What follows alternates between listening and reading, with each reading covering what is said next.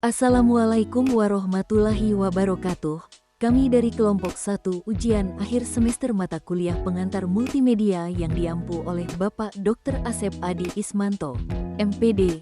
Kelompok kami beranggotakan Yuli Triani dengan NIM 228511010, Salma Siti Fauziah dengan NIM 22851101018 dan Muhammad Bintang Pratama dengan NIM 22851101021.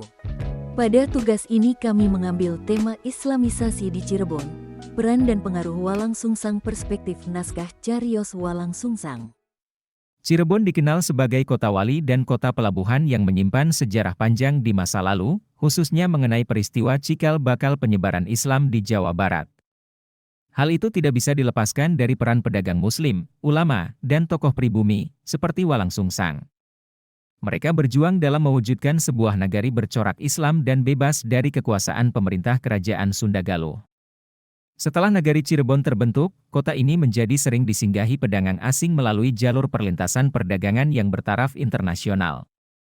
Keberhasilan penyebaran Islam di Cirebon tidak lepas dari kiprah Walang Sungsang. Pendirian Istana Pakungwati kemudian berkembang menjadi Kesultanan Cirebon yang merupakan simbol kejayaan Islam pada abad ke-15 dan 16 M.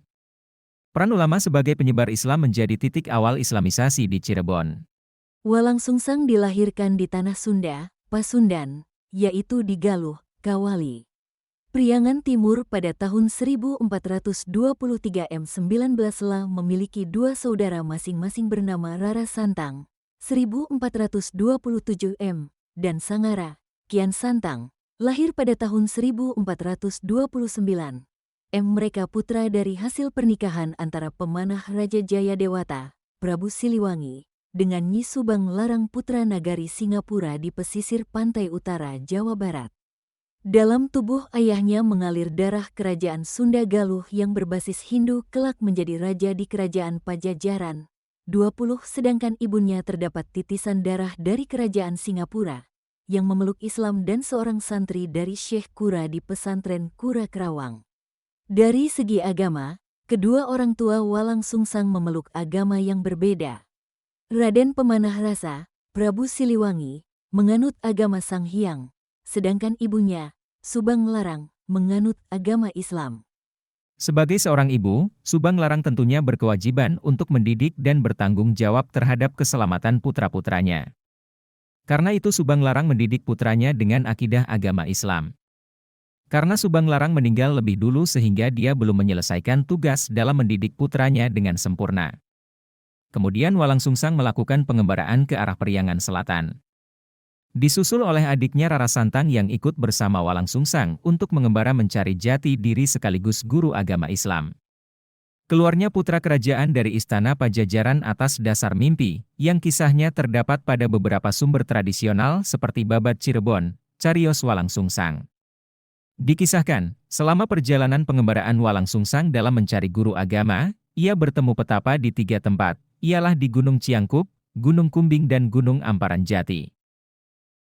Setelah melakukan perjalanannya mencari guru agama Islam, akhirnya Walang Sungsang bertemu dengan Syekh Nur Jati di Amparan Gunung Jati. Ketika itu Walang Sungsang berumur 21 tahun, yaitu pada tahun 1444 M, ia berikrar memantapkan diri untuk mendalami agama Islam, kemudian ia bersyahadat dan mempelajari agama Islam. Walang Sungsang oleh masyarakat Cirebon dikenal dengan sebutan Mbahku Cirebon Girang. Julukan tersebut didapatnya karena ia berhasil membuka hutan dan membuat sebuah pemukiman. Sebelumnya di hutan itu sudah ada sebuah rumah milik Ki Danusela. Kisah menyebutnya, Witana, berdasarkan dua kata awit dan ana baca, sejak ada, yang diartikan sebagai rumah pemula. Mendapatkan azimat dari masing-masing guru agamanya. Hingga kini bagi masyarakat Cirebon menyebutnya azimat Walang Sungsang. Dikisahkan bahwa Walang Sungsang mendirikan masjid dan keraton Pakungwati dengan pembiayaan dari warisan kakeknya Ki Gedeng Tapa, serta membuat pasukan keamanan lengkap dengan angkatan bersenjatanya. Pada saat Walangsungsang menjadi ku di Caruban, ayahnya, Raja Sunda merestui dengan mengirim Tumenggung Jagabaya membawa panji-panji kerajaan serta memberikan wilayah kekuasaan kepada Walangsungsang. Berawal dari sebuah pakuan di kebun pesisir, 50 Cakrabuana atau yang lebih dikenal dengan sebutan Mbahku Cirebon, salah satu keturunan Raja Pajajaran Prabu Siliwangi membangun dalam Agung Pakungwati.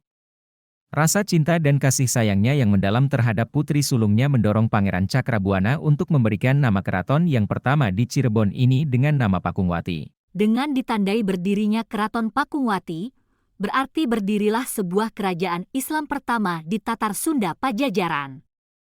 Kerajaan Islam pertama yang didirikan oleh Walangsungsang atau Cakrabuana tersebut diberi nama Nagara Agung Pakungwati Cirebon atau dalam bahasa Cirebon disebut dengan sebutan Nagara Geng Pakungwati Cirebon. Keraton Pakungwati berdiri pada tahun 1425 M. Ramainya pelabuhan Muara Jati dan pasar Pesambangan menjadi titik tolak dari awal perkembangan Islam di wilayah pesisir pantai utara ini, khususnya Cirebon. Melalui hubungan dagang penyebaran Islam kemudian berkembang hingga daerah pedalaman Cirebon atau sebutan lain Cirebon Girang. Syekh Nurjati membangun pesantren di daerah pemukimannya masing-masing. Dengan berdirinya pesantren berarti ada buah pembentukan kader penyebar agama Islam. Santri-santri yang telah memahami ajaran Islam kemudian menyebarkan ajaran itu di lingkungan tempat tinggal masing-masing atau ke daerah lain atas perintah gurunya. Islam menyebar secara bertahap melalui guru-guru agama dan institusi, sehingga menjadi agama mayoritas di Jawa. Cirebon juga turut menjadi tempat pertemuan dari berbagai macam kebudayaan karena letaknya yang sangat strategis. Yaitu terdapat di pesisir utara Pulau Jawa sehingga mudah sekali disinggahi oleh pedagang-pedagang asing sehingga kebudayaan tersebut berakulturasi dan membentuk kebudayaan baru yaitu kebudayaan Cirebon. Menurut masyarakat setempat kata Caruban, artinya tempat di mana orang berbaur dan tinggal berdampingan sehingga yang dimaksudkan dengan berbaur ini memiliki spektrum yang beragam. Walangsungsang tidak hanya membuka lahan atau wilayah Cirebon, dulu Caruban, melainkan membangun peradaban Islam yang berkembang pesat hingga abad ke-16 Masehi, yakni pada masa Syarif Hidayatullah, Sunan Gunung Jati. Selain itu, Walangsungsang menjadikan pelabuhan yang semula berfungsi sebagai jalur hubungan antara pejabat daerah, Caruban, dengan Kerajaan Galuh. Walangsungsang menjadikan pelabuhan semakin ramai dari berbagai negara, Arab, Gujarat, Cina, Persia, yang singgah di pelabuhan tersebut, mereka tidak sekedar untuk memenuhi bahan pokok selama berdagang tetapi membawa pengaruh baru, agama Islam, yang dibawa oleh mereka. Sekian penyampaian materi singkat tentang Islamisasi di Cirebon. Semoga penyampaian materi tadi dapat menambah pengetahuan kita semua. Atas perhatiannya, kami ucapkan terima kasih. Wassalamualaikum warahmatullahi wabarakatuh.